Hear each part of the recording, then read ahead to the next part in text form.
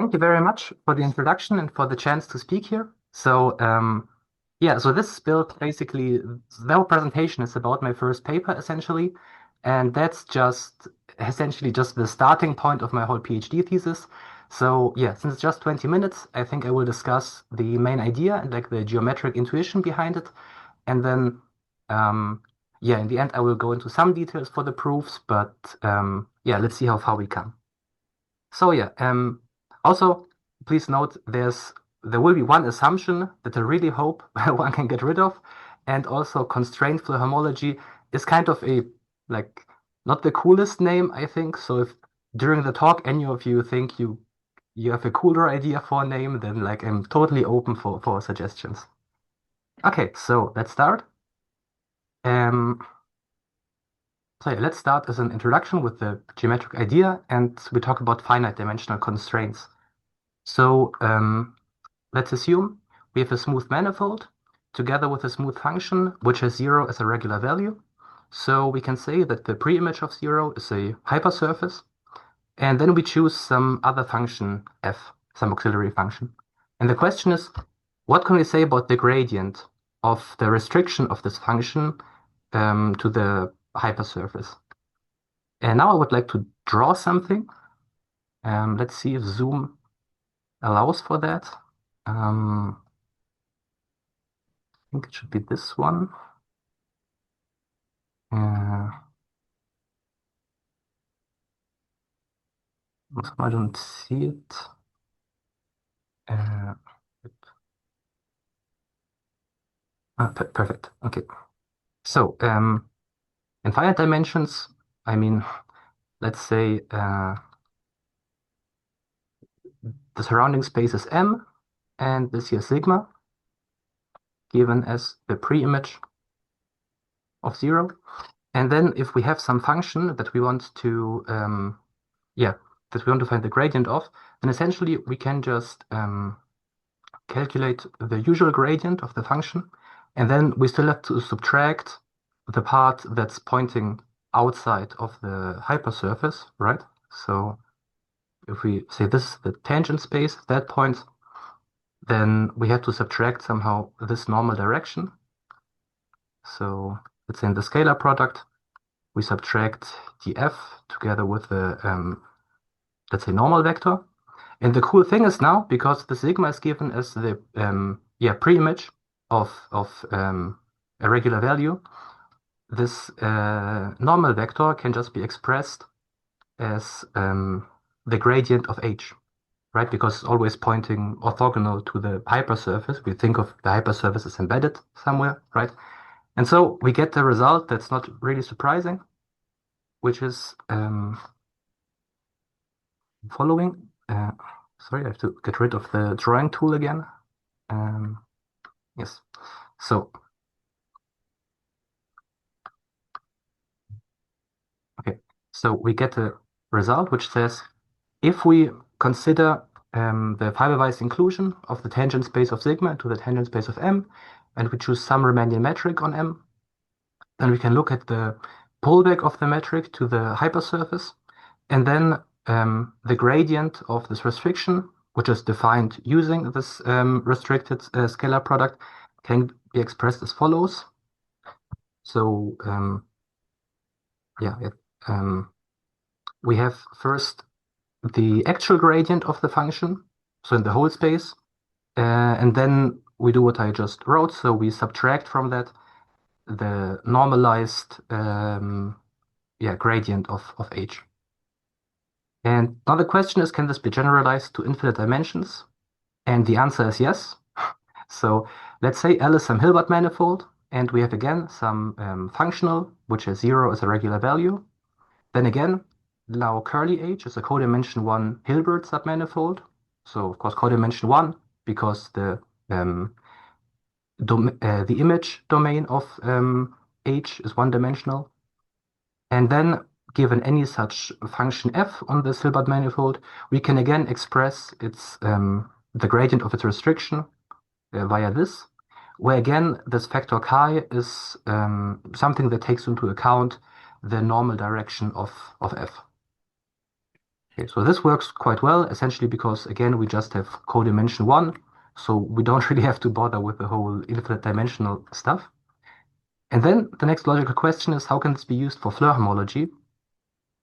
And this is how we come to the idea behind constrained Floer homology. So let's say M omega is some symplectic manifold, which is exact, and we have some Hamiltonian, and also we consider the loop space as a Banach manifold. So essentially we go to the W1P setting, and yeah, then we have two functionals. So first the symplectic area functional, which of course you all know from Floer homology and so on. And secondly, also the Hamiltonian mean value functional, which you also know from Floer homology. So usually those two functionals always appear in the same equation, or like as part of the same bigger functional. Um, but here that's somehow split up. Because what you want to do, so you first realize that if 0 is a regular value of the Hamiltonian, so of big H, then actually we can prove it's not so hard to prove that then curly h is also a like then 0 is also a regular value of this other small h, and then again this curly h is a codimension 1 Banach submanifold. And to use a lemma from before, we also need a scalar product, and there we also just take the usual scalar product. So on the tangent space for any loop, recall that the tangent space of the loop space at any fixed loop is just the smoothed sections in the pullback bundle of the tangent bundle of M under gamma, right? So all the vector fields which are around gamma. And then the scalar product is given by this. So we take any two tangent vector fields, psi and eta, and then we plug them into the symplectic form using some omega compatible almost complex structure, right? And that's a scalar product. And then with respect to this product, it's a standard calculation to see that the gradient of the symplectic area functional is given by j times the time derivative of gamma, and the gradient of frac h is just the gradient of h. Of course, now the gradient here in front of the big H is meant with respect to the scalar product induced by omega and j, right? So with respect to the scalar product, we construct from the almost complex structure and omega. And so then with the lemma from before, if we look at the constraint functional, so we take the symplectic area functional and we restrict it to the hypersurface, then we get that the gradient can be expressed this way. So now, of course, both of them appear. So the gradient of frac A and frac H. And of course, this formula here, it is very reminiscent of Floer homology, right? So usually if you do the gradient for the functionals from Floer homology, this also appears. Now, of course, the big difference is this factor,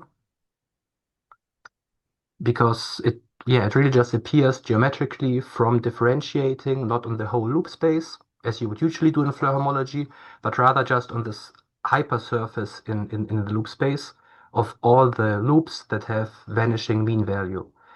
And then one can ask, okay, this is just some additional complexity. Why do we even need that? And the cool thing is that one can prove the following. So if we have any loop in the loop space, then the following are equivalent. So it's equivalent that either gamma is a critical point of this restricted functional, or gamma is a periodic orbit of the Hamiltonian vector field with period given precisely by this factor here. And additionally, the image of gamma has to be contained in this hypersurface. So that's kind of, I would say, the biggest magical trick that happens here, right? Because we start with this curly h, which really is something infinite dimensional. But then we get basically down to what we will later call sigma, which is just this surface here.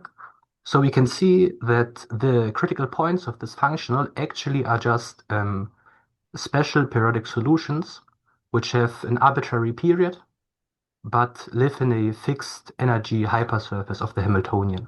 And so, of course, that's not very interesting because it's very reminiscent of Rabinowitz Floer homology. Right. And now, like from this observation, we would like go through the whole setup, how one defines Floer homologies.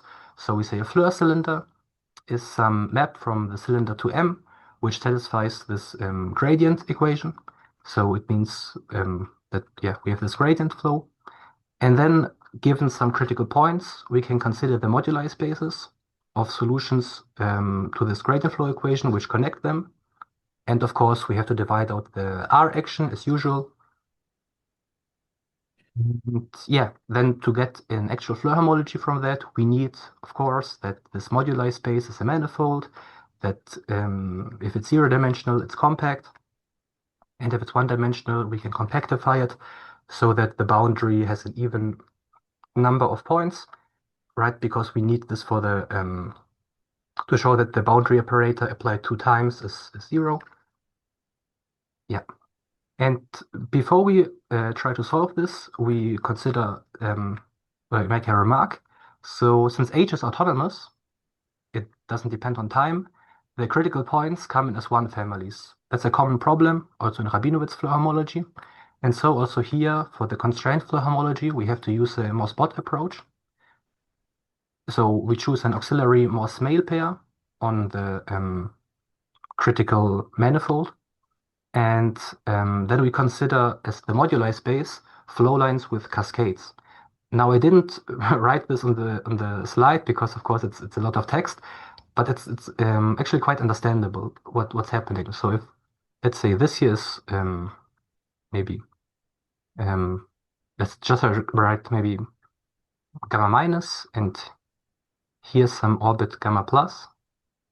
Then yeah, usually in Floer homology you would just say you look at cylinders which flow down from one to the other.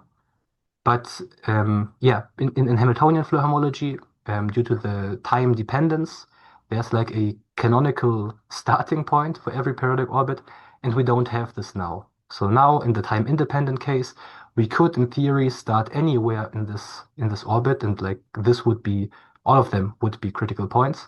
So what one does instead is to consider this auxiliary Morse function. So this would be f now. And then we maybe get some critical points here and here. And then for the, let's say, Morse-Bott Floer homology, one starts, for example, with this critical point. Then one flows for a finite time along here. And then at some point, basically this will be the starting point of this periodic orbit. And then we just take the cylinder, right? And we flow down. And then, of course, when you get to this orbit, we also get some explicit parametrization of this orbit. So maybe now the starting point is here. And this is why we then again have to use the like some we then have to again use the auxiliary Morse function to flow from here to the next critical point. Here, for example. So this would be x plus, and this would be x minus. And yeah, that's what we mean when you say flow lines with cascades. So this would be the flow line, and then the cylinder is the cascade that like connects the different critical components. Mm, okay. Mm. And then yeah, it's a shame I have to delete all those drawings, but still, the boundary operator is then defined the usual way. So we take critical points of this Morse function on the critical components of the action functional. And the boundary operator is then just the modulo 2 count of the elements in the moduli space. And okay, then we can also somehow define a grading. So this is the same grading as in Rabinowitz Floer homology. We use the Condescender index. And additionally, we also need the Morse index of yeah, corresponding to the choice of critical point here.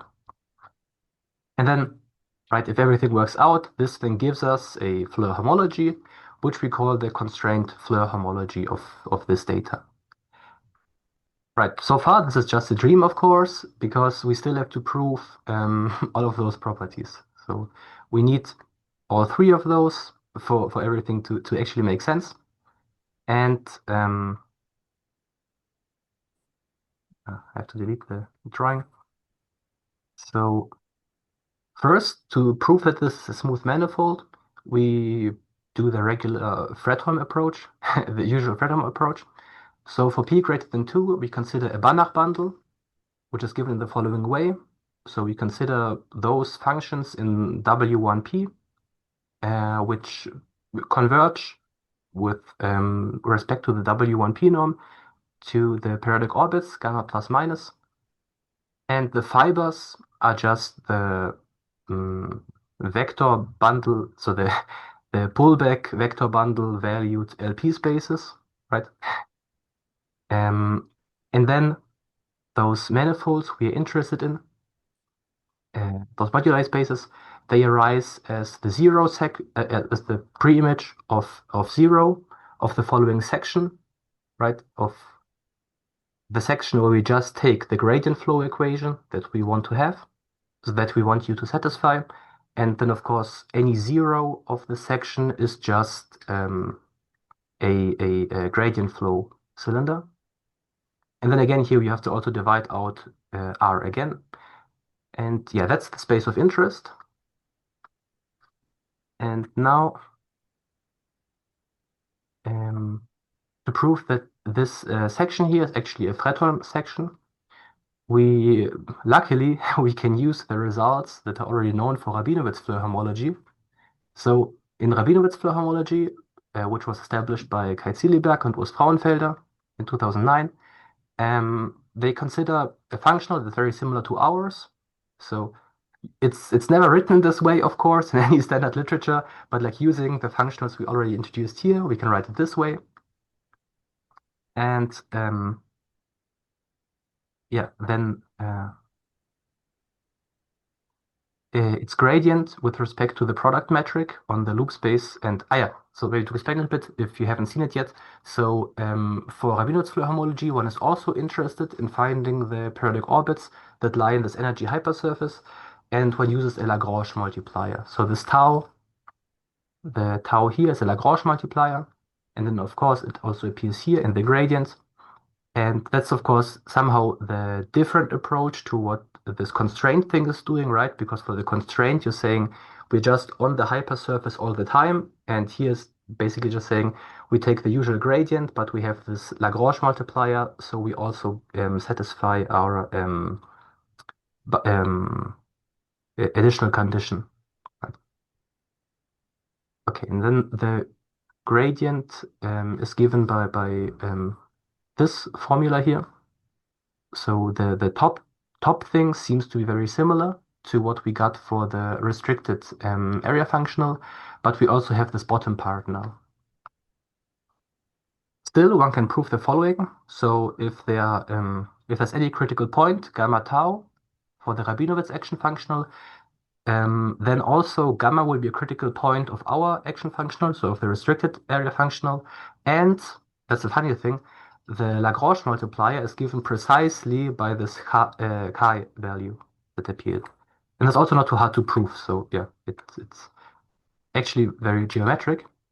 But of course, that's just for the critical points. What about the gradient flows? And there, yeah, we already saw this is the gradient flow operator corresponding to small a. And then similarly, for some bigger Sobolev bundle, we can consider the operator corresponding to the Rabinowitz action functional. And then, of course, this this one here seems to be a bit more. I have to have much more information in this one. But the funny thing is, so there's a splitting of the whole loop space, because essentially in the loop space we have this codimension 1 hypersurface, and of course we then have also at every point one normal direction, right? And then if we use the splitting for the operator G, then G just basically can be separated into several operators, and basically the upshot is that G can be written as something like this. And now F is the operator from here. A is A is Fredholm, and the index of A is 0. And finally, K is a compact operator. And of course, taking all this together then shows that F is Fredholm if and only if G is, and they have the same index. So this is the first theorem there. So yeah, F is Fredholm if and only if G is, and in this case, their indices agree. However, one should remark that even in the case when both have index 0, and even if we assume transversality and everything, it's still unclear if the actual count of elements is the same in both moduli spaces. So it could be that one of the equations maybe has a lot of solutions, maybe the other has none, right? And then it's not really clear if actually they then lead to the same count, to the same boundary operators.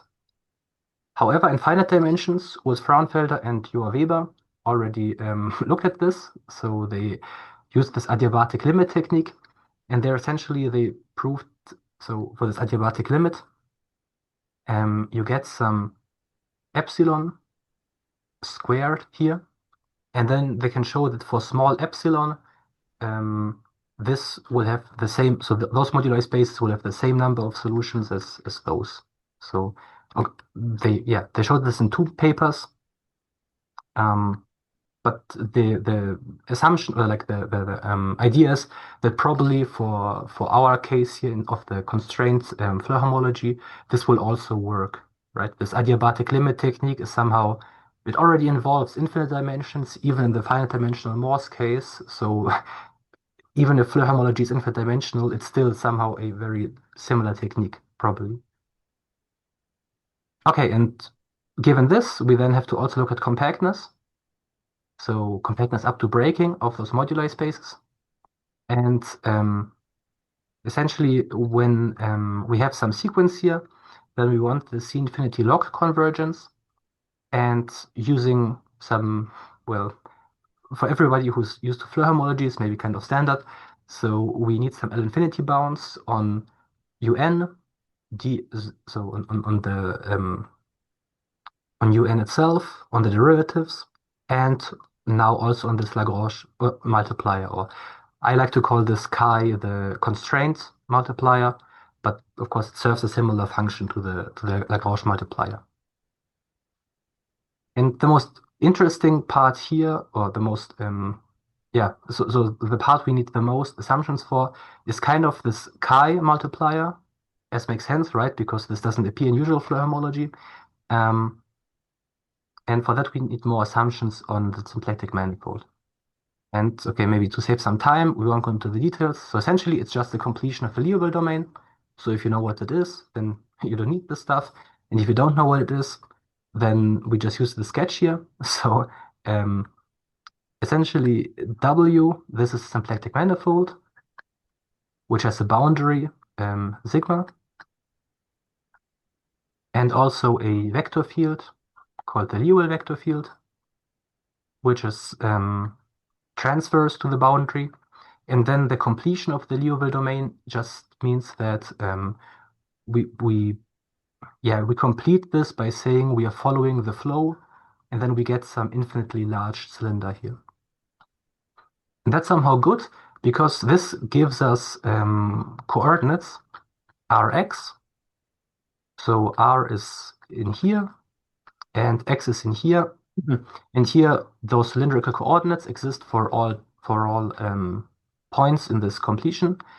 And also, we can, of course, flow backwards with a vector field, but we can't expect to cover all of the original W. So maybe we get until here. But still, we get some, let's say, minus epsilon to infinity. And everywhere there, we have those coordinates. And there we choose now a very specific form for the Hamiltonian. We want it to look like this. So e to the r minus 1. This way, sigma itself is the pre-image of 0, and it's a regular value. And of course, if we had a global r coordinate, like in the symplectization of some contact manifold, then we would have this Hamiltonian everywhere. But here we only can prescribe this form on that part. And then to get this L-infinity bound, one has to, of course, look at, wrong direction. Here. So first we look at the denominator because it's somehow easier. So for the denominator, how does one prove this? So before I already mentioned that whenever 0 is a regular value for the Hamiltonian, then 0 will also be a regular value for this mean value functional. But this just means that the derivative, that the differential is surjective. But now, of course, if we have a sequence of, let's say, gradient flow lines, then it could be that for all of them, the differential is surjective, but like in the limit, it's not anymore. And so we have to show that there's a uniform bound that in the best case holds for all gamma in this hypersurface. And this can actually be shown essentially by taking into consideration several sets. So the trick is to take the interval where gamma is defined. So we see S1 is just the interval 0, 1. And then we take 3 sets. So G plus is the set where we are in this good part, so in this radial part where we have the coordinates, and gamma minus is like the compact part. Sorry, I'll have to ask you to finish in about a minute. Oh, sorry. Yeah, thank you. Yeah, okay. So yeah, it's not so much remaining actually. So using those sets, we get a decomposition here, and then one can estimate the gradient of the Hamiltonian, and then by some magic we can fit them together again because the disjoint, and then we get a uniform bound from below. And to estimate the numerator, here's some assumption. So here we need some quite big assumption on this gradient of h, because else so probably it is possible somehow, but I didn't manage to do it because somehow the analysis is it doesn't really work out. So at least with this assumption it works, and in this case we actually get this L-infinity bound on chi. And the proof is also similar because when we take the Liouville vector field, this is just again lambda. And then showing the bounds for the rest also is too complicated. Okay, sorry. Thank you for the attention. Thanks a lot. So we have like a minute or two for some questions if there are. Thanks a lot for this very nice talk. Yes, I'm open for questions. Say, what is the condition on the Hamiltonian energy surface? So you take mean value is 0, so then your method would find periodic orbits on h equals 0. Yes. So for the compactness proof, what kind of assumptions on the Hamiltonian? Yeah, actually, I don't need any more assumptions than what I wrote there. So, okay. So, of course, as I said, for the numerator, there's somehow this assumption, which is like a strong assumption and kind of probably not necessary. But for the denominator, it suffices to just use this form for the Hamiltonian. So this suffices to assume this in some neighborhood of the hypersurface.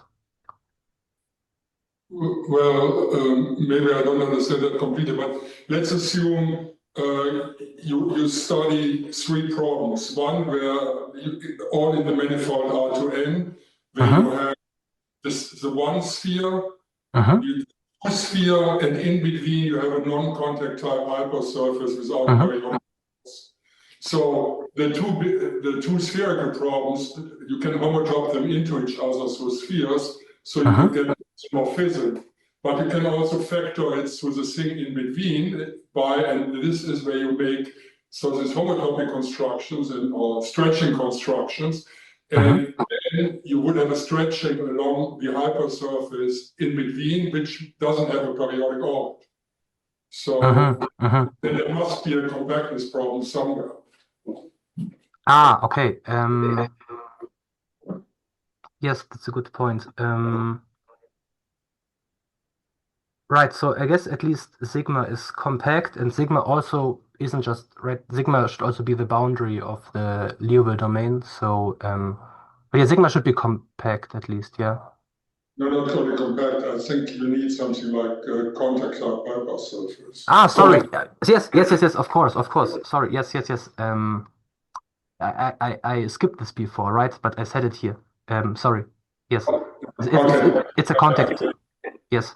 Sorry. Okay. Yes. Okay.